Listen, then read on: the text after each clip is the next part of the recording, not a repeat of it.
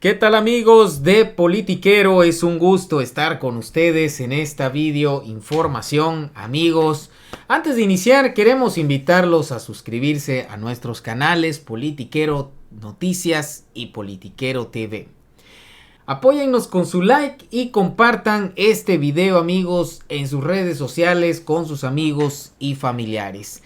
Miren que el tiempo le termina dando la razón a lo que en su momento decía el presidente Andrés Manuel López Obrador y también a lo que está realizando como trabajo la Cuarta Transformación, porque aunque los panistas estén diciendo y estén votando incluso en contra de la reforma, de los programas sociales, pues terminan, fíjense cómo es esto, que termina saliendo la realidad, la verdad, y es que se descubrió que Gabriel Cuadri, uno de los panistas más racistas y clasistas de este país, se le encontró, miren, tramitando su pensión del bienestar. Imagínense. Y él es de los que estaba siempre tirándole pues con todo a estos programas que no iban a dar, que no va a dar el presupuesto, pues ahí lo tienen. Tan responsable está todavía ahorita el presupuesto que está en discusión, que hasta todavía les alcanza a los propios hipócritas de ir y solicitar para que puedan cobrar su pensión. Nadie dice que no lo puedan hacer porque pues es universal y a todos le corresponde, ¿verdad? Mientras cumplas con los requisitos. Lo que aquí se señala es la verdadera hipocresía, porque si tanto no creyeran en esos programas sociales, pues sería de verdad honesto que pues de verdad ni siquiera hicieran este trámite, que no la aceptaran en todo caso. Pero pues bueno, a diferencia de él hay gente más congruente como Carlos Bonavides, que él, fíjense la diferencia, no se anda escondiendo con gorritos y que en algún momento tuvo una fama pues bastante grande como para que ahorita quiera ocultarse de que no recibe esto. Pues no, amigos, él lo dice con todas sus letras, que es una pensión, un derecho, como bien está estipulado en la Constitución, y que pues mientras cumplas con los requisitos, yo creo que no hay ningún problema en que se reciban.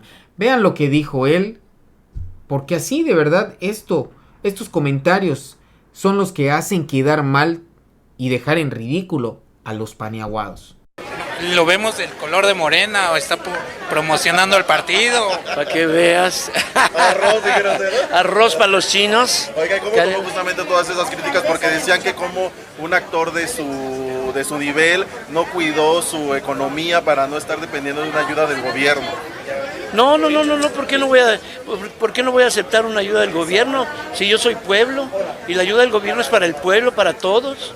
O sea, nosotros yo tengo una edad suficiente como para recibir una ayuda, ¿por qué no la voy a recibir? Y muchos fifís que critican también la reciben. Y yo soy actor, y el actor es el profesionista que es un freelance. A veces estamos arriba, a veces estamos abajo, y eso no es ninguna vergüenza. Yo deseo que mi hijo llegue a ser un gran ídolo, porque tiene todo para hacerlo. Pero yo ya a mi edad, ¿por qué no la voy a recibir? Lo que pasa es que muchas veces es el un público... logro.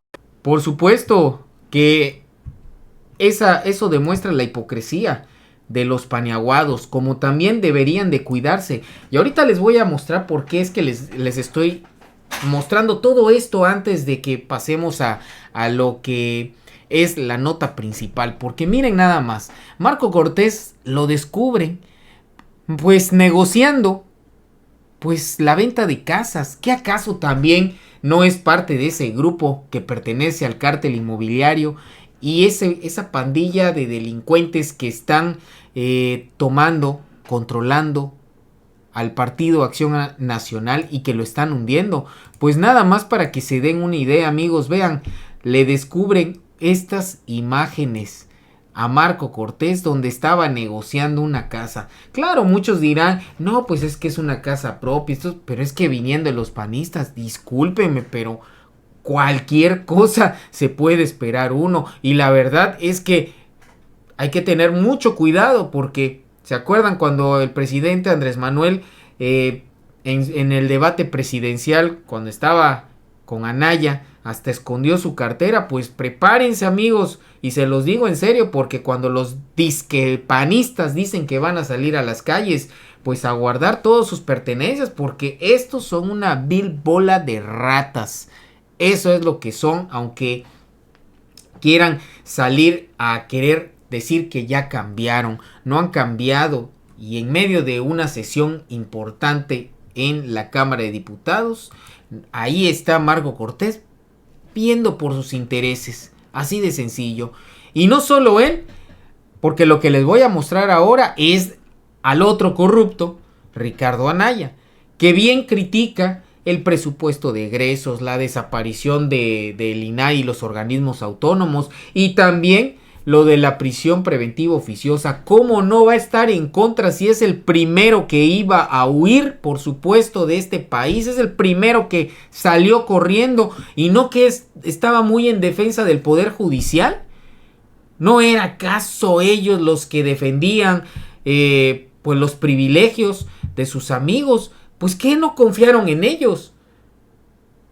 La verdad es que es la manera en cómo ellos solitos se exhiben de lo incongruentes que son. Por eso quiero que lo escuchen y vean de verdad cómo solitos se hunden y quedan en ridículo. Bueno, el paquete económico que ha presentado el gobierno tiene cosas positivas y también tiene, por supuesto, cosas negativas.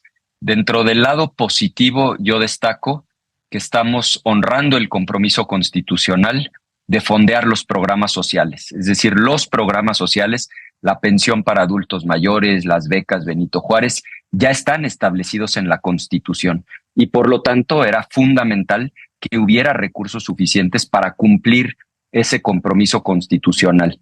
Nosotros votamos a favor de que los programas sociales fueran un derecho establecido en la Constitución, y por eso nos parece positivo que estén fondeados. Hay proyectos muy interesantes como el Tren México-Querétaro que también son de aplaudirse, pero por otro lado también hay datos muy preocupantes. Un primer dato preocupante es la reducción en rubros que son fundamentales. Es decir, para no ir muy lejos, en 22 de 26 secretarías y organismos se reduce el presupuesto. Se está reduciendo el presupuesto en seguridad cuando tenemos problemas gravísimos en México. Se está reduciendo el problema de salud cuando hay millones de personas sin acceso a los servicios de salud, cuando sabemos que la inmensa mayoría de las recetas no se surten, es decir, la gente sale del centro de salud con el papelito, pero no con las medicinas. Se está reduciendo el gasto en materia de educación, se está reduciendo el gasto en materia ambiental. Entonces, esa es la parte negativa.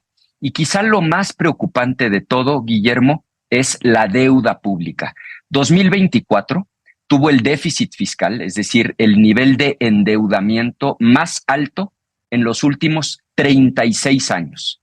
Y se había prometido que íbamos a reducir el nivel de endeudamiento, porque esto ya es insostenible. O sea, para darnos una idea de a dónde hemos llegado con la deuda en México, este año, en 2025, el año que sigue, se van a gastar 1.4 billones de pesos solamente en el servicio de la deuda, en lo que comúnmente conocemos como el pago de intereses, cuando en cambio en inversión física nada más va a haber 0.8 billones, es decir, 800,000 millones. Es como si una persona que ahorita nos está viendo tuviera que pagar mucho más con su tarjeta de crédito de puros intereses que aquello que compra con la tarjeta de crédito. Bueno, pues ya está así el gobierno mexicano, y habían prometido que la deuda se iba a reducir de manera significativa y no están cumpliendo. No están cumpliendo porque aunque en el papel dice que la van a bajar a 3.9 puntos del PIB, la realidad es que eso es falso, porque están sobreestimando el crecimiento económico, es decir, están calculando que la economía va a crecer el doble o hasta el triple de lo que todas las estimaciones serias pronostican. ¿Qué significa eso para efectos prácticos? Dos cosas. Uno, que el gobierno no va a recaudar la cantidad que dice a través de impuestos, principalmente IVA, impuestos sobre la renta. O sea, si la economía no crece, pues la gente paga menos impuestos y el gobierno tiene menos dinero y por lo tanto hay más deuda.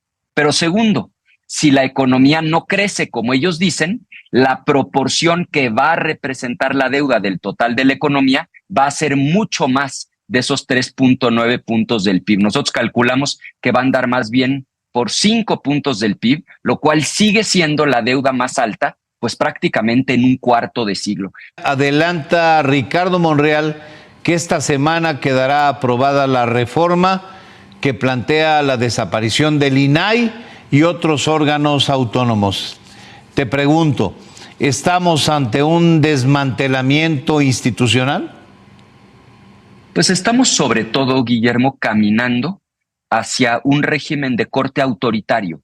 ¿Qué es un régimen autoritario? Que los hay muchos en el mundo. Es un régimen en el que el gobierno concentra todo el poder, en el que se borra la división de poderes, en el que no hay contrapesos, y eso es lo que está pasando, porque en México hoy Morena efectivamente ganó la presidencia de la República, pero a la mala, con prácticas francamente gangsteriles, se hizo de la mayoría calificada, del control total del poder legislativo. Con esa mayoría, con esta mal llamada reforma judicial, tomó el control del poder judicial, luego militarizó la seguridad y ahora está desapareciendo los organismos autónomos. El INAI es el mejor ejemplo de por qué esto es malo.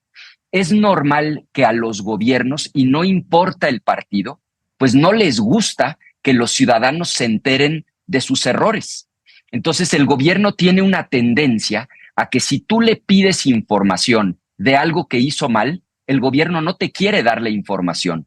El INAI es justamente el órgano al que tú puedes acudir para decir, no me quiere dar la información el gobierno. Y el INAI ha servido para que conozcamos información que los gobiernos de todos los partidos querían ocultar. Te pongo algunos ejemplos. Gracias al INAI pudimos conocer detalles sobre la masacre de estudiantes en tiempos del PRI de 1968.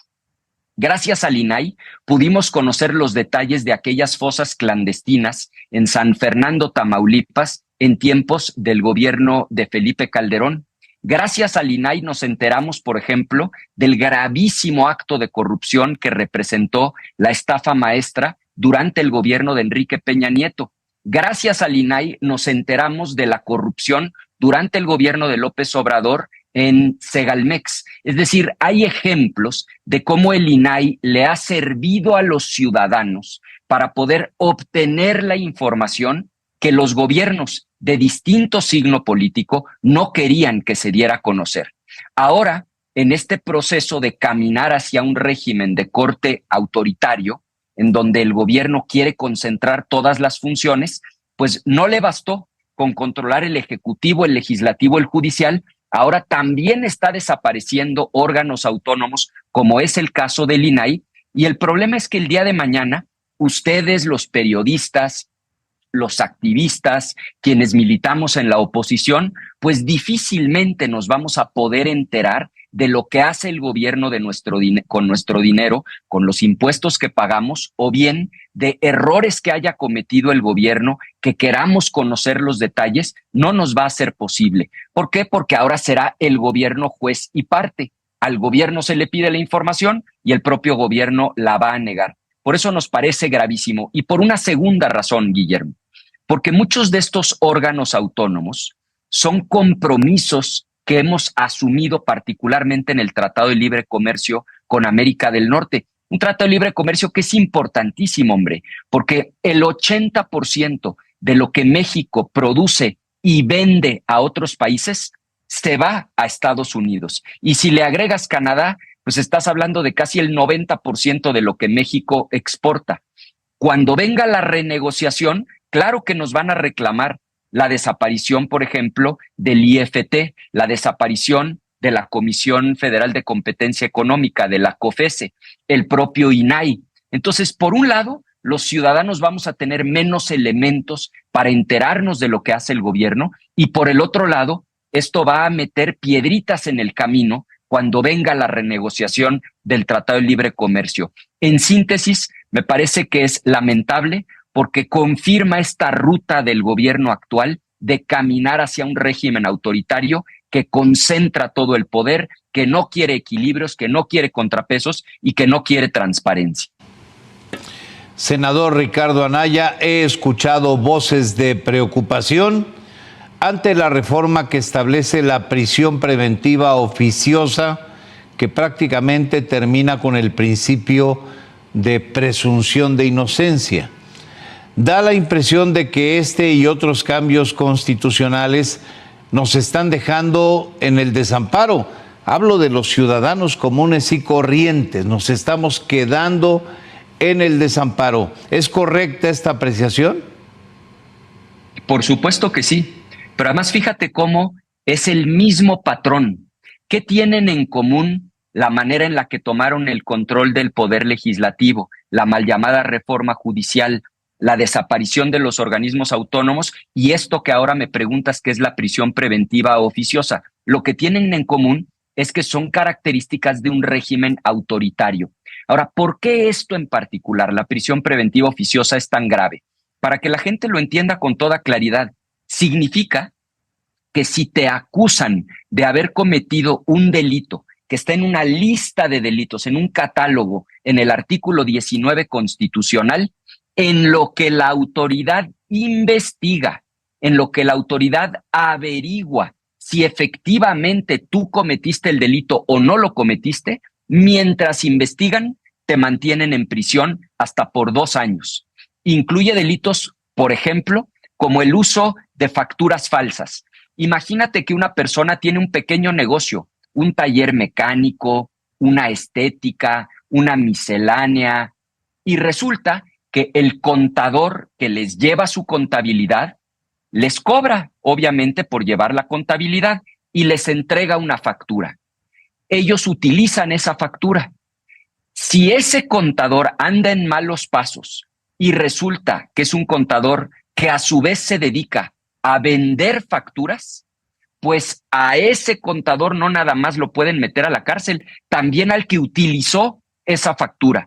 Y el problema es que en lo que tú explicas, oye, yo no lo sabía, aquí está el trabajo contable que él me hizo, muy bien, tienes todo tu derecho a explicar, pero mientras lo explicas, tienen hasta 2 años para tenerte en la cárcel.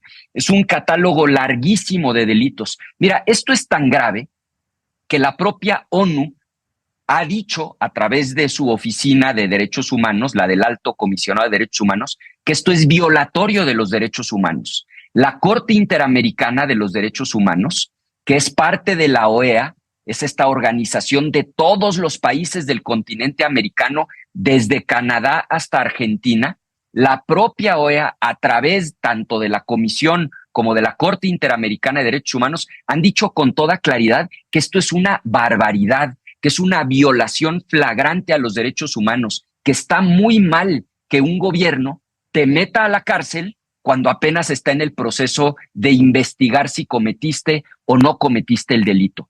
Entonces, gravísimo, pero más grave cuando se observa en el contexto, porque el contexto, Guillermo, nos confirma que México va caminando hacia un régimen de corte autoritario sin contrapesos. Que muchas cosas del pasado estaban mal, yo estoy totalmente de acuerdo, que se corrijan, pero que no nos lleven a un régimen en donde van a acabar con las libertades.